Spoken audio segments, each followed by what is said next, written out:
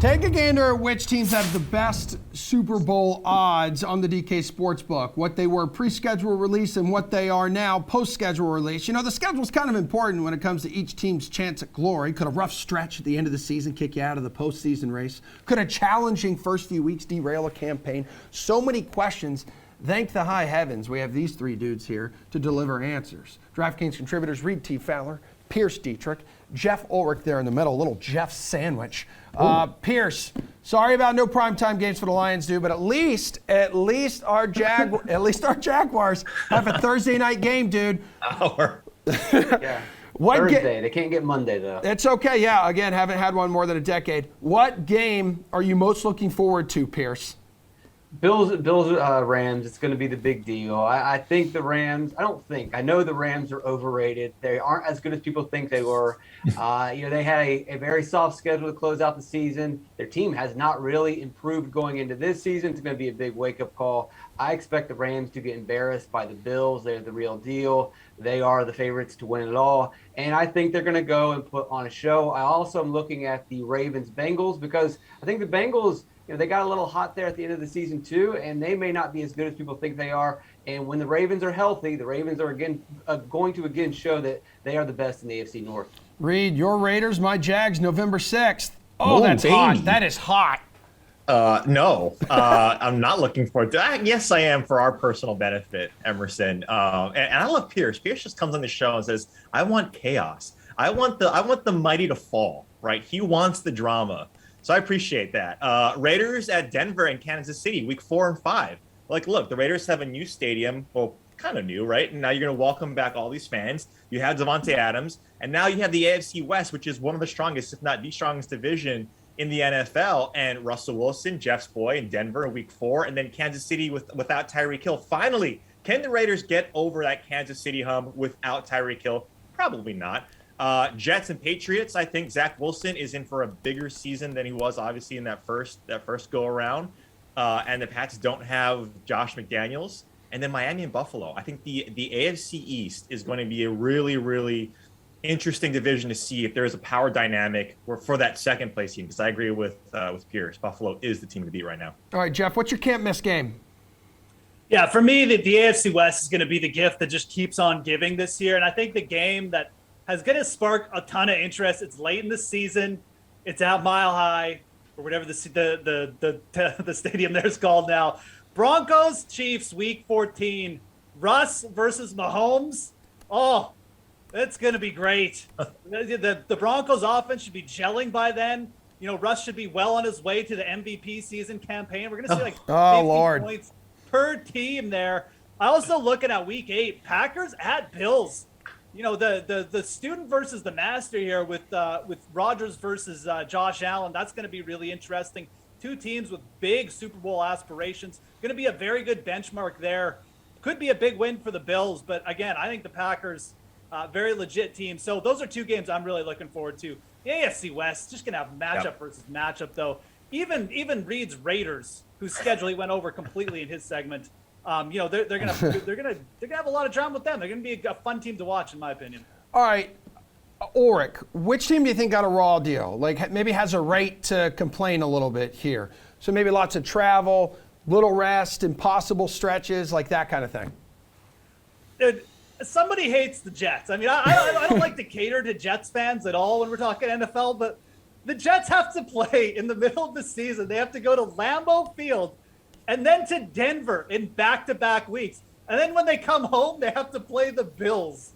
This is the middle of the season. I'm not even going to touch on the fact that their strength of schedule at the start of the season is terrible as well. So to me, the team who got the roughest draw here is the Jets. I mean, to put a team in Green Bay and then Denver back-to-back weeks, that's mean. That's straight up mean. All right, Reid, where do you sit here, dude? Jeff's kind of onto something there. No matter how good their moves were this offseason for the Jets, yikes, it's not going to be easy playing in that division. Yeah, I'm sticking with the AFC West. Look at Kansas City. They have to play Cincinnati, Tampa Bay, later in the season, and they have to. The AFC West has to play the NFC West, right? I know Pearce is down on the Rams, but they're still the Super Bowl champs, right? And then you have the Cardinals and then the 49ers potentially with Trey Lance. And look, I get Seattle's not what they used to be, but they can still propose they can still put up a tough fight, especially when you're in Seattle. So I'm looking at Kansas City getting a pretty broad deal because playing Cincinnati and Tampa Bay along with the NFC West is pretty tough. Yeah, for sure. They've had 12 games. They've won at least 12 games the past 4 seasons, but you pointed out a great fact, Reid. They haven't played a schedule as difficult as they will so far this year. Pearce, which team got shafted? Which team can complain right now? It's the Dolphins. It's not even close. Look at their last 6 games. They have to go out west and play San Francisco. The next week, they stay out west and play the Chargers. They get to come back to the East Coast, but they have to go to Buffalo. Then when they finally get to come home, they face the Packers. Then they go back on the road and play in New England in December. And then they get maybe a layup at the end of the season against the Jets at home, but who knows? Will there even be much of a team left after that 5-game stretch? Probably not. Dolphins are toast. Reid, which schedule? Whose schedule sets up well here? So, for example, Green Bay, I'm looking at it, has to go on the road to play the Bucs in Week 3, and then the Bills in Week 8. But the Patriots at home, the only other playoff team from last year that they're going to face until Week 10. Yeah, I think the NFC East has got it out pretty easy. If you take a look at the Giants and the Eagles, respectively, I think especially the Giants. Look at their Week 7 to 11 guys. They got your Jags, Emerson. Mm-hmm. We'll see Doug Peterson's Jags. Then you get the Russ Wilson-less Seattle Seahawks. Then you get a bye. Then the Texans. Then the Lions. Right in the middle of the season. And you have Brian Dabble. You had a solid draft. If this team doesn't go over their 8.5 win total on the DK Sportsbook, I'll be very surprised because the Giants have an easy schedule and they have a new regime now in New York. And I think that bodes well. Now, Daniel Jones has to do what he has to do. But I think that when you look at the Giants, they got it out pretty easy. Reid, whose schedule, not Reid, Pearce rather, whose schedule sets up easy? Yeah. Let's go with the Jags. I know Ross Tucker thinks that the Jags having fewer home games is a bad thing, but this is Jacksonville. They don't have a home field advantage. It doesn't hurt them. It's probably good for these guys to get out of Jacksonville. Like every other human being, it's fine to get out of Jacksonville. You probably would play better.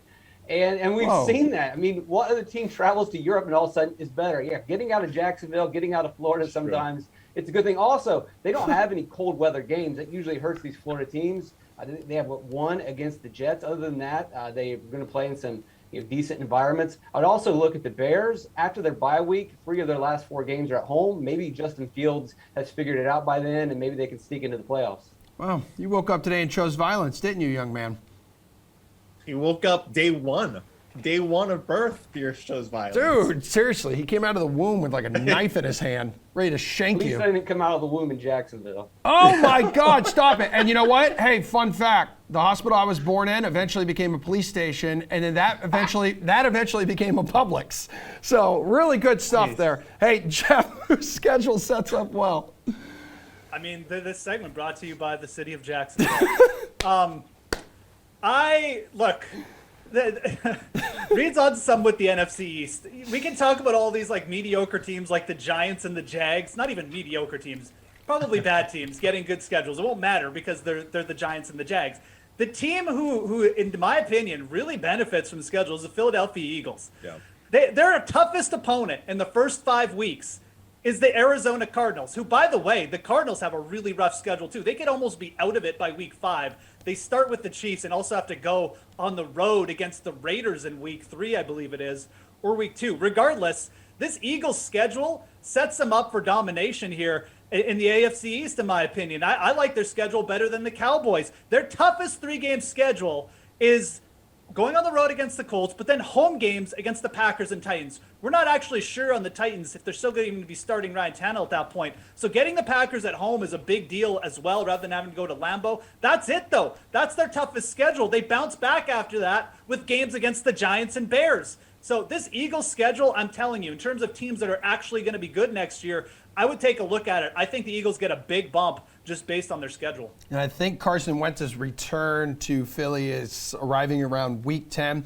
I get that nothing makes That's a win. Yeah, I get that nothing makes a schedule like easy here, Pearce, but like certain teams do have it easier, given like any season because of like schedule related like factors, stuff like that. So Pearce, which one right now do you believe has a solid road to like the top seed in the playoffs and maybe earn that bye?